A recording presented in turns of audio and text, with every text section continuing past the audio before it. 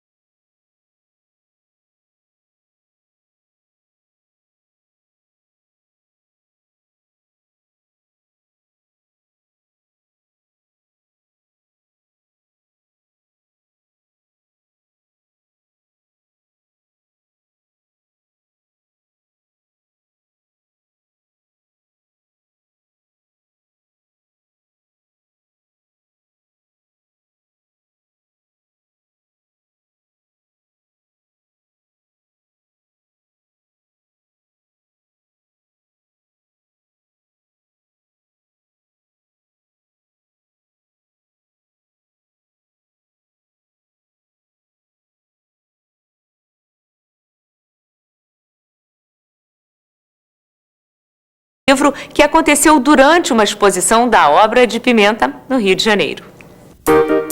A obra de Fernando Pimenta, um dos maiores artistas gráficos da história do cinema brasileiro, foi relembrada na exposição de 20 de seus mais importantes cartazes. É o seguinte, eu tenho 200 e poucos cartazes nesse lero-lero, entendeu? Eu acho que mais do que a metade, digamos assim, 60% é medíocre, entendeu?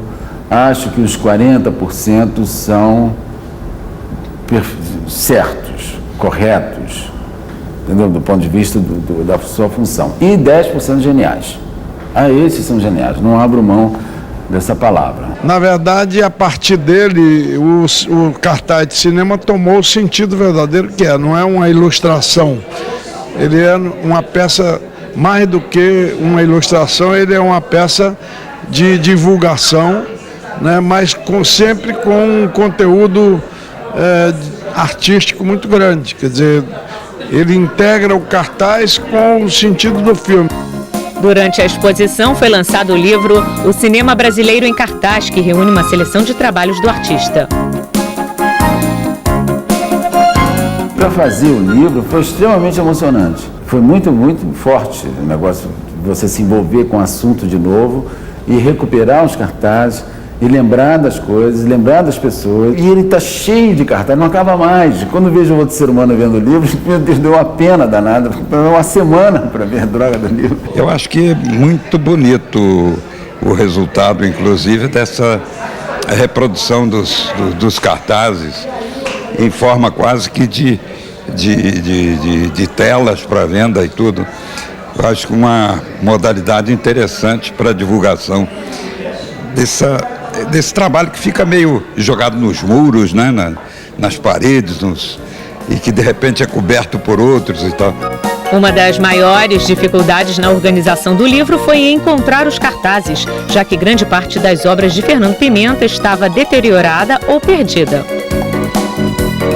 Quando eu fui procurar os cartazes nas produtoras, nas cinematecas e tudo mais, não tem. Só tem os rasgados, dobrados e maltratados e jogados fora, entendeu? A maioria dos que tem aqui não existe. Até o Xangô, que foi feito ontem, entendeu? Que tem 4 anos esse filme, 3 anos, sei lá quanto tempo tem, não tem mais. Eu acho que a gente está aprendendo mais a fazer essa preservação, entendeu? Que é fundamental, porque senão, como que você vai ter a longevidade desses trabalhos para torná-los referências para as pessoas que vierem das novas gerações fazerem as mesmas coisas, sejam filmes ou cartazes.